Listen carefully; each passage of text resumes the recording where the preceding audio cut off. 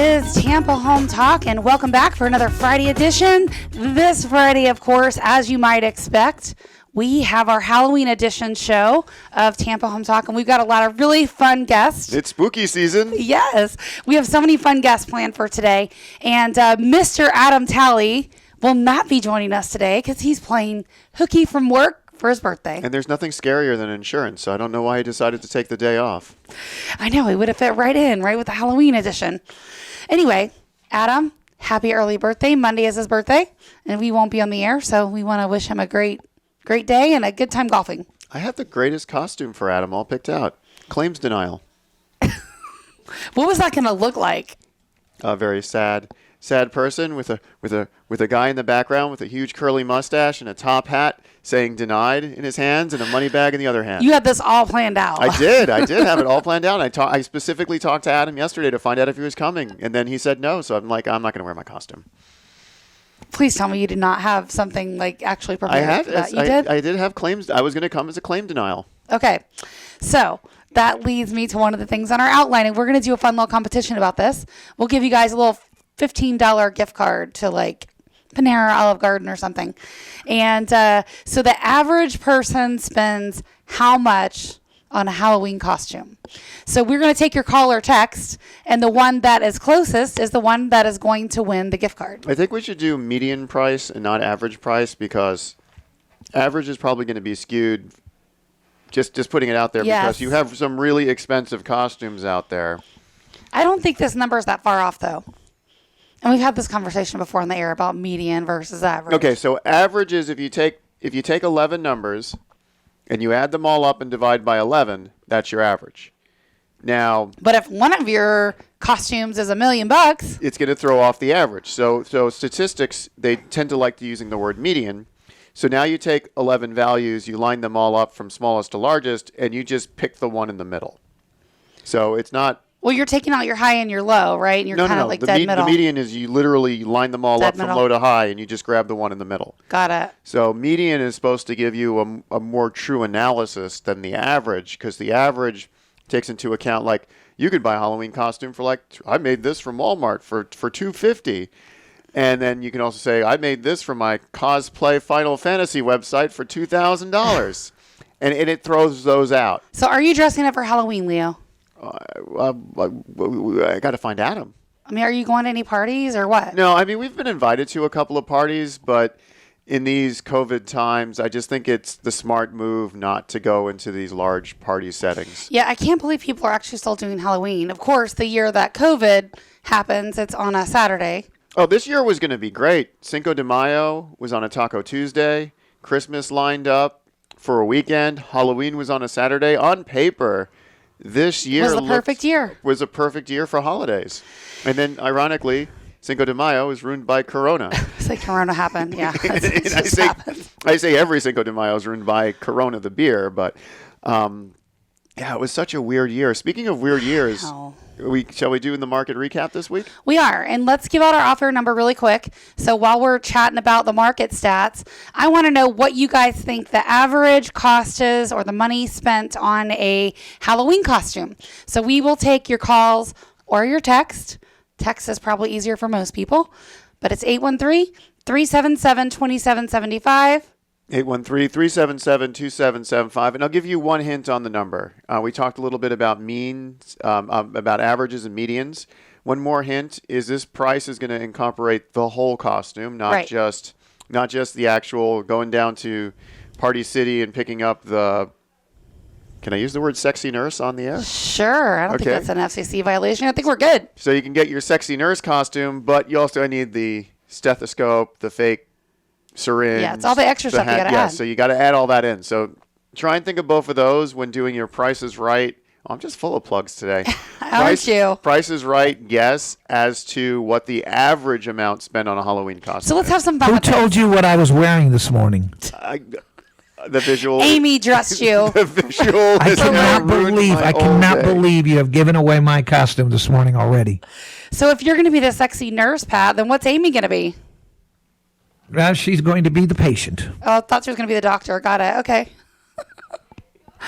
All right. So call or text 813-377-2775. Give us your best guess on what the average Halloween costume price is. And $1 million. yeah, that could be your guess. You can call or text to 813-377-2775, and we will enter you to win a gift card for the closest person that guesses to the number.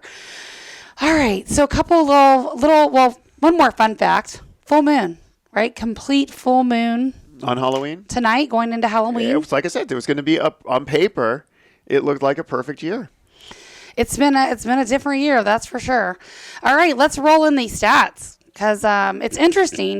We follow these numbers very closely, and I want to see this like compared to last week because I feel like we're starting to see a little bit of a pre-election like. Well, this is Sarasota. Oh, that's the wrong one. Okay, I just want to look at this over last week.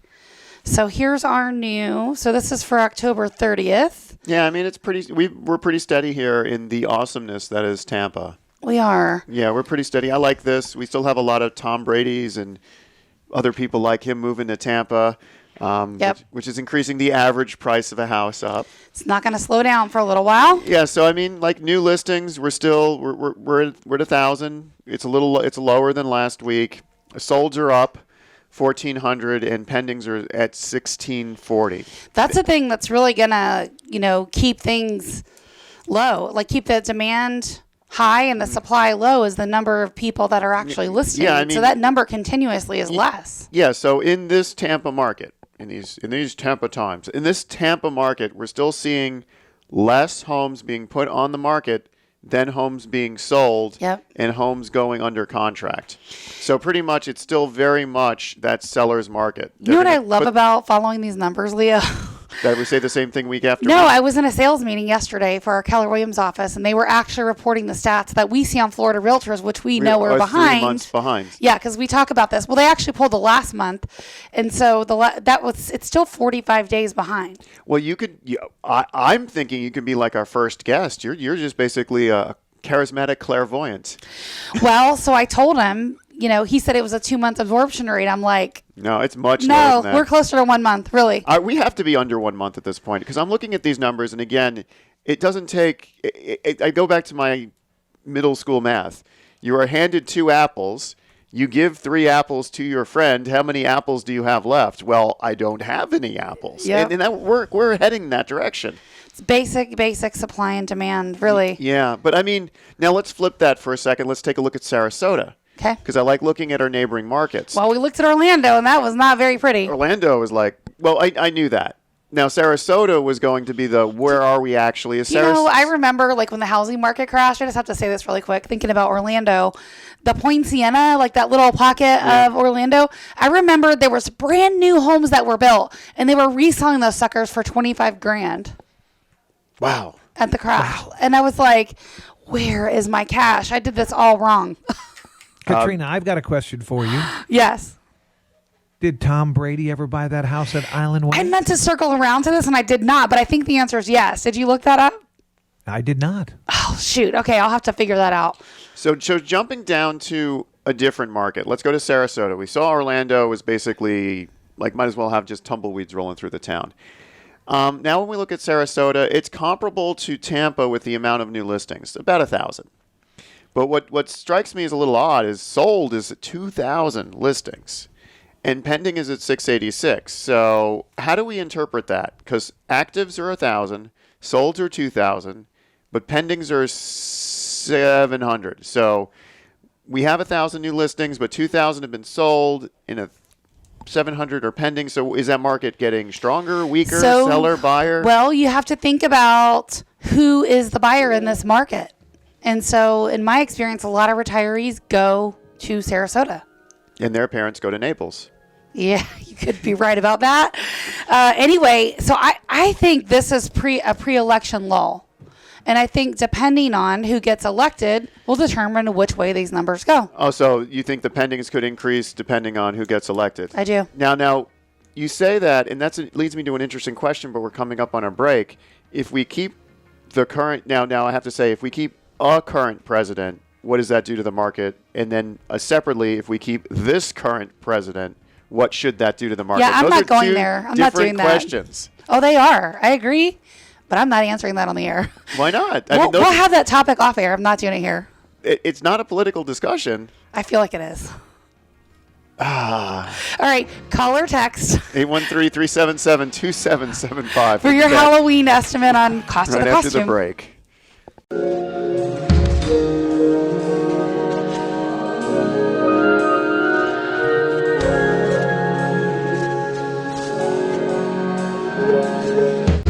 Well, good morning. Welcome back to Tampa Home Talk.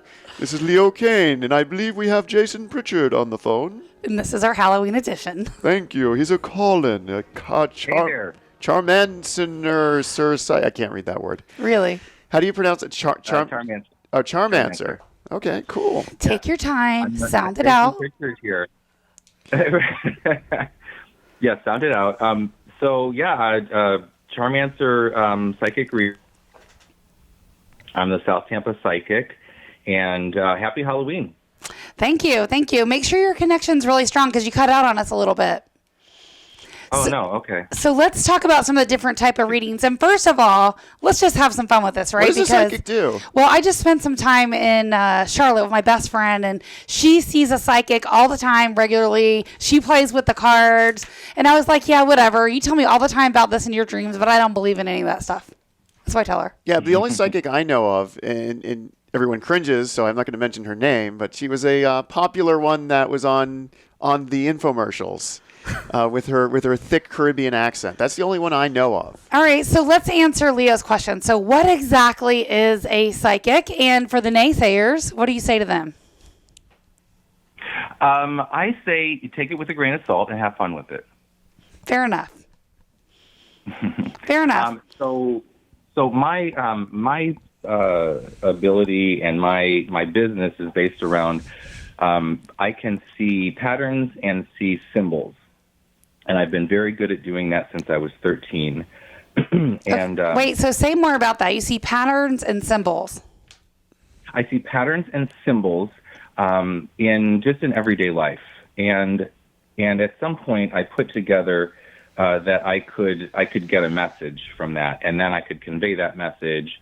It was basically it was 100% to myself, but then I kind of got into to divinity and tarot cards and some other forms of divination, and I realized that seeing these patterns and symbols created a story or created a message that I could then convey to my client or to the person that I'm reading for.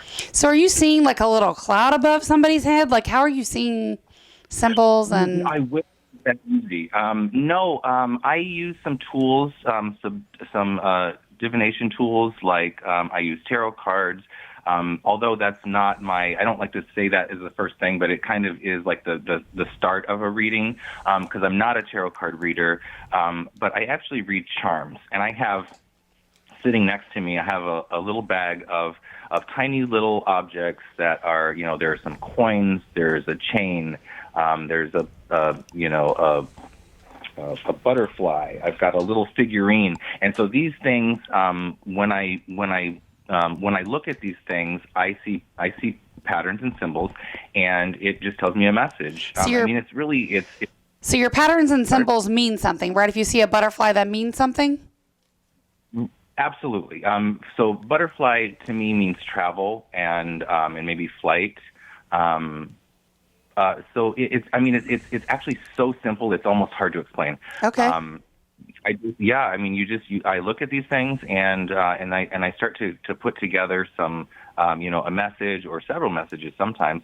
And I'm not a medium, but I do get spirits, popping in to say hi. Sometimes dead relatives. Sometimes, a guardian angel or something. So I take it from what you're saying, there's different types of readings. Is that right? Oh, absolutely. So, there's like your traditional straight up tarot card reading, and the reader would lay out some cards, and these cards have symbols and meanings to them, and depending on how they are positioned next to each other and on the table in front of the reader, that's how they would, start to get a message and interpret what they're seeing in front of them. I use that method, and I also use, like I said, the charms that I have, and together that creates a message and a story for my client. So when I'm first starting a reading with you, I'm a client at this point. Do I need to ask certain questions to get the type of information I want, or? It's a good question. Like, where do you start? Yeah, how do you start? Just sit down and just roll them chicken bones. So I like to start off with. Did you say chicken bones? Chicken bones. He did. I've studied a little bit of voodoo, so I do know about that. Okay, so this is very similar. What I do is very similar to reading bones or throwing bones, as they call it. But I like to start off with I just start throwing out what I see, and go off of the client. I say, okay, this is what I see. Does this mean anything to you? Let's go from there. I like to think there's some magic involved, but I think there is some magic, but also there's intuition, and like I said, symbolism. And when I work together with the client, it kind of is a fun thing. And mostly, like I said, go into this with a grain of salt. But I like to think of it as just kind of like taking the temperature, and just a fun way of you looking at your life. So, Jason, how did you actually know you were a psychic, or were going to be a psychic, or had these, I don't know, intuitions or whatever you want to call them? I mean, I've been surrounded by, divinity since I was a kid. My mom was an astrologer growing up when I was really little, and so she was always, like my friends would come over to play, and she'd ask them what their birthday was and what their parents' birthdays were and that sort of thing. And so we also went to psychics. My mom was she was a single mom, so she was my only caretaker basically. And so I went everywhere with her. So if she wanted to go to a psychic or an astrologer, she would take me with her. So I was kind of exposed to this from the beginning. And then And then when I became an adult, I kind of rejected it a little bit. My friends would go, "Hey, let's go, let's go see a psychic and let's go do this." And I'm like, "No, I'm cool." Because it was kind of like, overkill. I had been exposed to it so much. But then, the past few years, I kind of embraced it and realized I have this thing that I can do. And I love it. So, yeah. All right. So tell me about one of the coolest or most amazing readings you've ever done. Gosh. I got to say, like I said, I'm not a medium, but putting someone in touch with their partner that had passed away, just letting them know that they're watching over and that they're in a better place, is the one that stands out in my mind. And there was a lot of emotion and tears involved, but they were happy tears. Like I said, I like to do good, positive readings, and sometimes there are, things that come up that maybe aren't super positive. But I look at that as an opportunity for the client to say, okay, I want to take a different path. I don't want to go that path. So yeah, it's a learning experience. It's positive, and above all, it can be fun. Okay, so another question I have, and we talked a little bit about how you start, but like, what questions should we be asking you, and what questions are you asking me if I'm coming to get a reading? Okay, so I, like I said, I start off by telling you some things, and sometimes I'll just get a blank stare, and then I go, hey, does this mean anything to you? And oftentimes it's like, wow, yeah, it actually does mean something to me. And so I just go from there, and I'll put the information out there, and I'll let you decide. I mean, you're as much a part of this reading as I am, and I'll let you decide how this is a message, or how this is pertaining to your life or your current situation. Is it more difficult to do this also, remotely? Pardon? Well, that's what I was thinking. Is it more difficult to do it remotely as opposed to in person? You're there, you're not here. Yeah. Can you even do a reading remotely? Not at all. Not at all. It's not difficult. We already have an energy going back and forth here, and so that's the beginning of it. I can even do readings by text. I don't prefer that, but also during the pandemic, I switched exclusively to like Zoom, Instagram, and Messenger readings, video readings. Okay. Well, you're on the air now, live with me. How about you do one on me? Yeah. Okay. Cool. Yeah. Let's do it. All right. All right. Give me a sec. Why don't you do it after the break? It's almost break time. Oh, okay. So we're running out of time. All right. You can prep during the break. Yeah, we'll let him get prepared to do the reading, and then we'll have a little bit of fun with this when we come back. Yeah. All right. Okay, cool. I should go get my Viking runestone. So it's Tampa Home Talk. We're going to give you guys this hour to text in your guesses for the average cost of a Halloween costume. We got a couple in already. We do, and they're pretty close. Call or text 813-377-2775 on your guess. But not close enough where you shouldn't guess, because you can be closer. Yes. So 813-377-2775. We want you to guess what the average cost of a Halloween costume is. And the one that is the closest as we approach the 9 o'clock hour will get a gift card.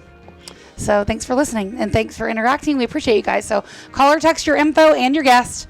Your guest. I keep saying guest. When do we get to read all these stats? I love stats. To 813-377-2775. And we have all kinds of really cool stuff, probably in the 9 o'clock hour. We're going to have a lot of fun with you guys, so stick around. We'll be back. Jason Pritchard will join us right after the break.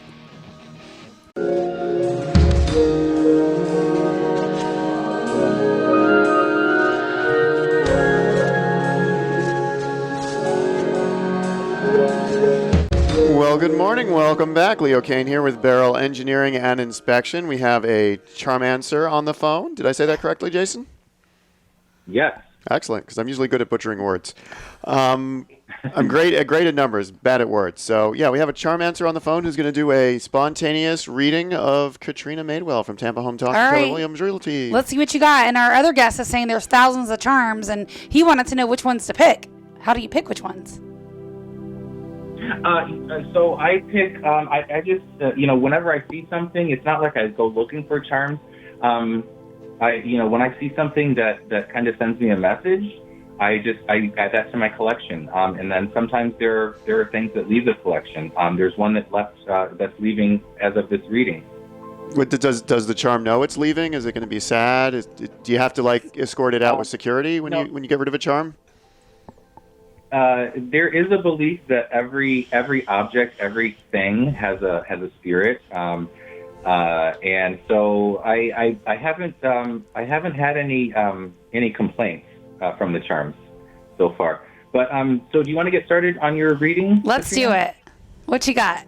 So I see the very first thing that I see is there's a masculine energy, and it's all over the board. It's like saturated into the reading. This masculine energy, and I feel like that's somebody that would be like father, son, husband, like close to you, and it's all over the board. I mean, it's just like it's entrenched in this whole reading. So I'm the masculine energy, or there is a masculine energy? Are you just picking up me there in the background, just overflow? What's that? Are you picking up some of me in the overflow since I'm sitting next to her and I'm overpowering? But he didn't answer the first question. This is not your energy. This is a separate topic. So we'll talk about your energy in a minute. But there is a masculine energy, and it would be like father, son, husband, brother. But it's very just like all over this reading. Next, I see August, and it looks like last August there was some event.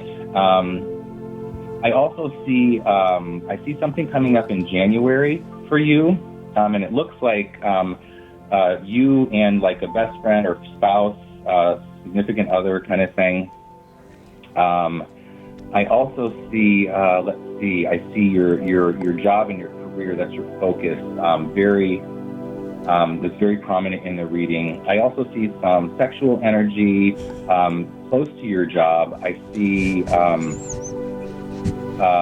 some travel coming up in the very near future. I know people aren't flying a whole bunch right now, but I do see some travel there.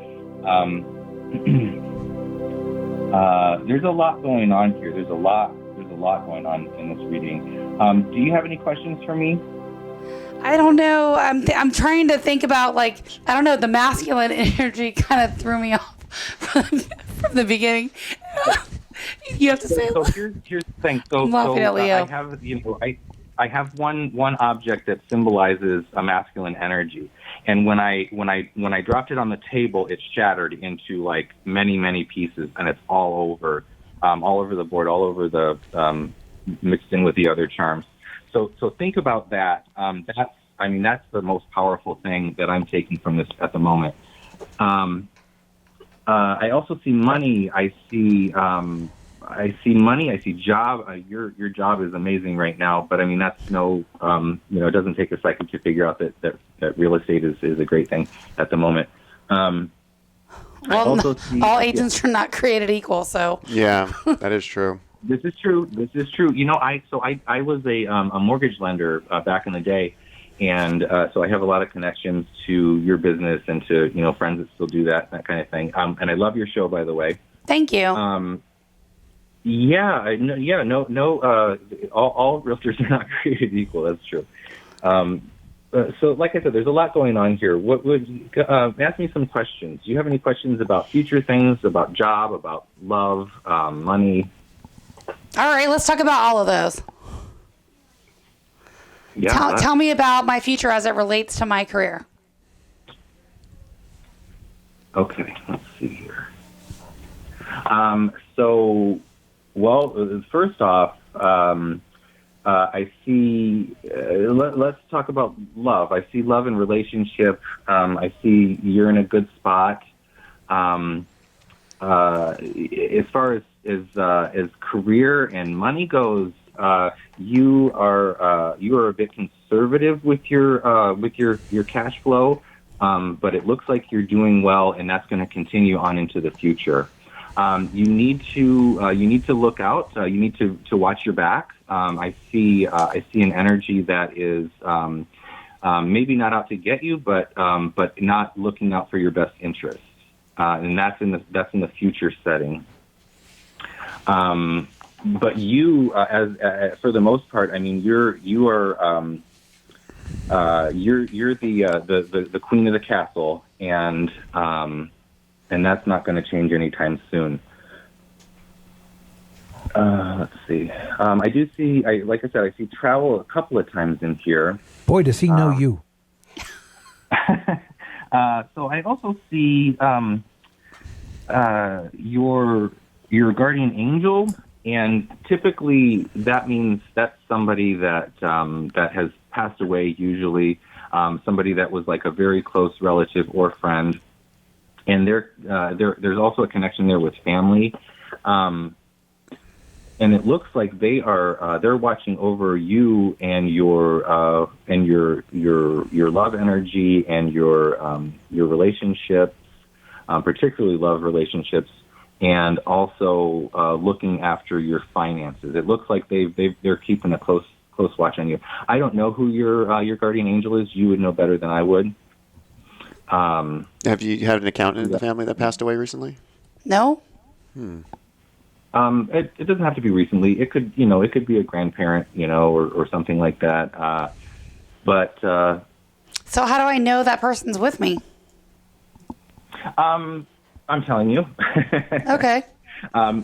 They're looking out for you. They're literally like over your shoulder looking out for you.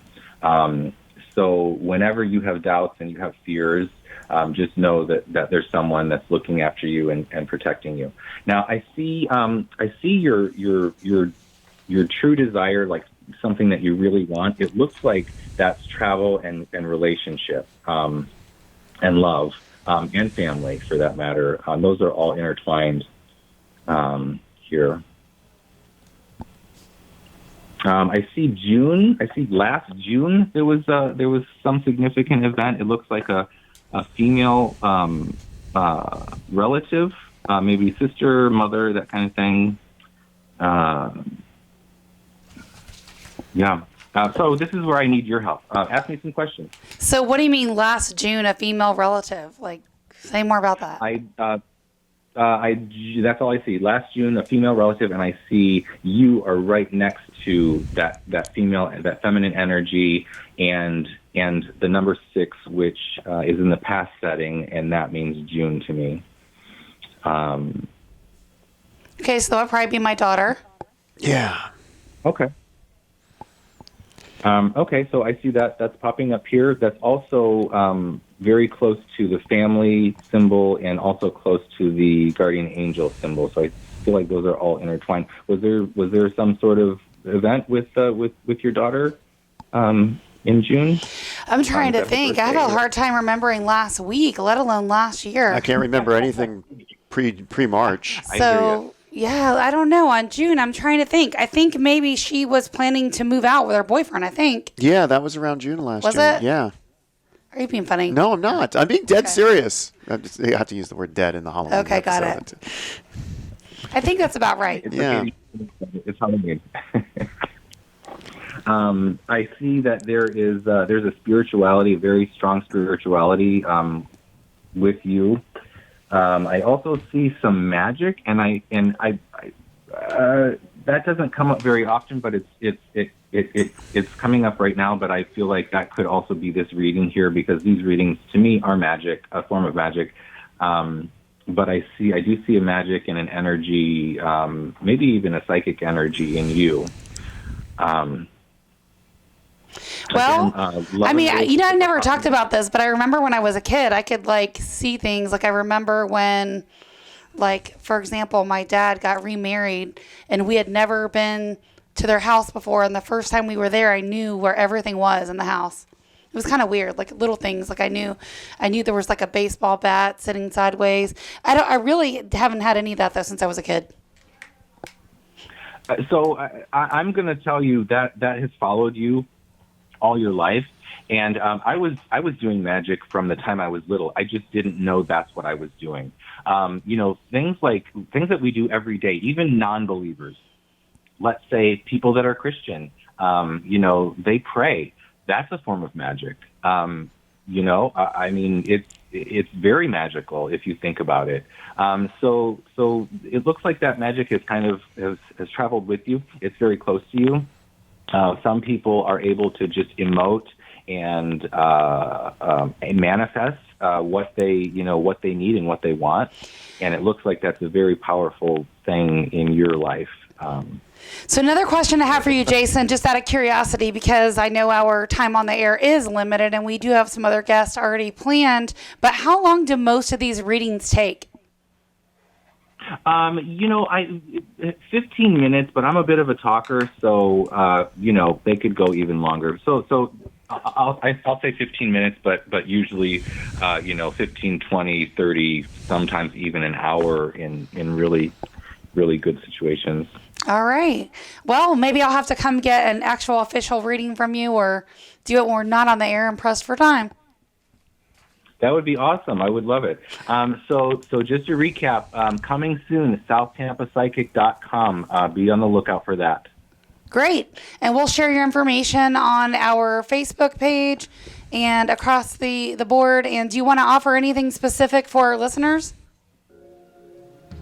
Give me a call, 813-421-2193, Jason Pritchard, SouthTampaPsychic.com. Let me ask you this. What does a reading usually cost? The reading starts at $40. If you want to do any kind of like spiritual cleansing or you want to take it to another level, I also do like layered readings where I'll do the charms, I'll do the tarot, I can do an I Ching reading, and I can also guide you through, like I said, spiritual cleansing and cleansing of spirits, that kind of thing. Can we do something special for our listeners? It's usually an individual thing, on an individual basis. Where, I'll tell you what. Tell me what you're. Well, I'll have the girls give you a ring. We'll work through the details and give you guys something special. Most of our guests will offer some type of discount or something for our listeners. So, Jason. Okay, yeah, that would be great. It was a pleasure having you. We'll share your information. Donald We'll be Trump back. never speaks softly.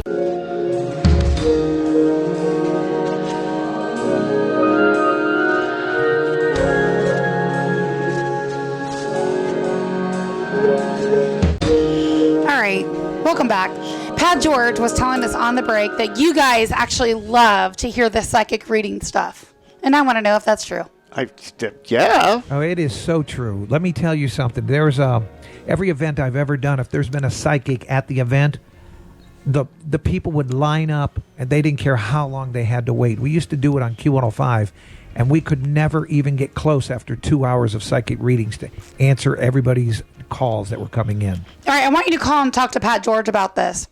888-404-1010. That's 888-404-1010. That's the number right to Pat George. Let us Yeah, but know. they don't have to talk to me about it if they, Well, I want to know what you think if this would be a regular part of the show. So call, talk to Pat, and let us know. So 888-404-1010. Give Pat a ring real quick. Meanwhile, I want to talk to David from Dark Star Paranormal Yes. Research. David and Tina, you guys have been patiently waiting. They've been hanging out in the studio with us. Probably my most exciting topic. Like, we probably could spend an hour with them. Yeah, so paranormal research, that's like exorcisms, that's like ghost stories, ghost tours. Where are we on the spectrum here? We do the... See, how do we do... Sorry. Now you threw him off. Like, we've been doing all the gibber job, and you just Exactly. throw him out there with a question, and he's supposed to have an answer. No, we don't do exorcisms. That's a personal belief. We work with clients. They come to us, and they like, something weird's going on in our house. Can you come find out what it is, or can you get rid of it? Or Okay, so you do that. we do house cleansings. All right, so tell me about that. Like, tell me about one of the last ones you did. Love You house got a cleansing. call, and what happened? What were they saying? Probably the most notable one that we did is there was a woman who had, we found she had lots of attachments. We used to work with a psychic medium, and she removed all the attachments. We did a house cleansing. So say more about that. This is like someone that passes away in the house, and they're still, like, attached to it? Or you can pick up, there's, in the ethereal realm, or the spiritual realm, there are human spirits, non-human spirits, and then there's things that, just for lack of better terms, they call sludge. And it can attach to you. And it will actually... How? That's a good question. If we knew, we'd all be Okay. be wealthy. Got it. Okay. It draws energy from you. It will, pull your life down. Can cause health problems. So it's interesting. So I'm guess skeptical, right, on some of this stuff. Mm-hmm. But I will tell you, I have seen a ghost before when I was younger. I do believe in that because I've been in properties and I've felt stuff. So I know that there's stuff in a property. So of course, from the real estate side, want to always know about that, right? Like, Right. Somebody buys this house and they're like, oh my gosh, stuff is moving around, or I'm seeing stuff in the night, or I saw a flash, right? Like, it's usually stuff like that you guys would hear. Is that accurate? Yep. Exactly. And so what do you do? Like, you consult with them and you come in and what? Are you trying to see what they experience, or where do you start? That's usually where we start. We get their information, the client's information, find out what they're experiencing. Then we try to Like, duplicate that? duplicate it. Sometimes we find, natural causes. It's like, oh, okay, this is happening because, your fan's on high. Or we actually had one client who, all this stuff's going on, and you found out she had a fan sitting up in the corner. And it The fan was making stuff move. It was. And so... So what about the times that it's actually real, right? Because you've seen that too, I'm sure. Correct. I think, like, this is just my own thought process, and maybe because it's my past experience, but I think usually when there's, like, ghosts or things like that, it's because someone's died in the house. That's not necessarily the case. It could be attached to the property itself. So, like, if you let's use Gettysburg for instance. There's so much stuff that's happened in Gettysburg that it's imprinted on the land. into the land. So if you build a house close to the battleground, you're going to get bleed over, and it's not because in your house, or it's because of the land. But somebody still died there. True. Right? True. So that energy, like, there's a lot of people that believe that maybe that energy didn't move on, or that energy is stuck. Correct. or, you know. I think people have this, it's interesting when people, and, you know, I don't spend a lot of time here, but I know from my own experience, like when my grandfather passed away, it was almost like in his final days, hospice, when he was like conscious but unconscious, they're almost like in a little bit different place. Correct. And so I think maybe just based on some of the things that I see, that people or spirits or their soul or whatever can get stuck there. Yes. Or they have unfinished business, or some of them, like children, don't know how to move on. So sometimes they have to be helped. So do you think, because I've heard this before too, and I don't know if it's true, but do you think like the spirit doesn't actually know that they're dead? That's a theory. I'm not sure. Okay. I'm not sure. I go Or they with just it. don't want to leave? Yeah. Right. I don't think I go with that theory that, you know, they don't know they're dead. You're the expert in this field, not me. That's There why I'm was a asking recent you. show I watched where one of the characters was a spirit that didn't know it was dead. Right. And it wasn't until it saw its own body that it realized it had passed. And then the soul moved on? It was more to it than just that, and I don't Okay. want to spoil it in case people haven't seen it. So All right. Right. And this is a pseudoscience, so there is no experts. There are no, yes, if you do this, it's going to happen every time. That's why we call it research. It's not because we follow any kind of, it's impossible to follow a true scientific method because nothing's repeatable. So you got to tell me about some of your craziest experiences and stories that you've had in the field. You got to have one that really stands out.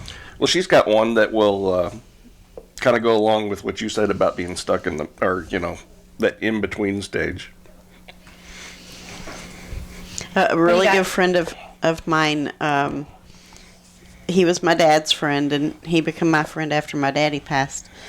And we were in a cemetery, and that my friend was with me, and we were both looking over in this area, and all of a sudden we seen this man with the overalls and a hat on, and I kind of nudged her, and I'm like, "Do you see that over there?" And she's like, "Yeah." And we described what he looked like, and come to find out after he came to us, and he waved at us, and I thought he looked kind of familiar.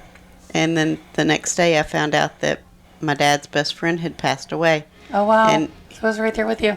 he was just telling me goodbye. All right. Well, we're already out of time. I wanted to ask you guys like how you actually get rid of the spirit, but we'll have to table that for another day. Definitely. Thanks for coming and joining us. We have Dave and Tina here with Dark Star Paranormal. And if you've got a ghost in your house, call or text 813-377-2775, and we will get you connected. Thanks for joining us, guys. Cool. Thank Thank you. Stick around for hour number 2. We'll be back with some more Halloween fun in just a moment.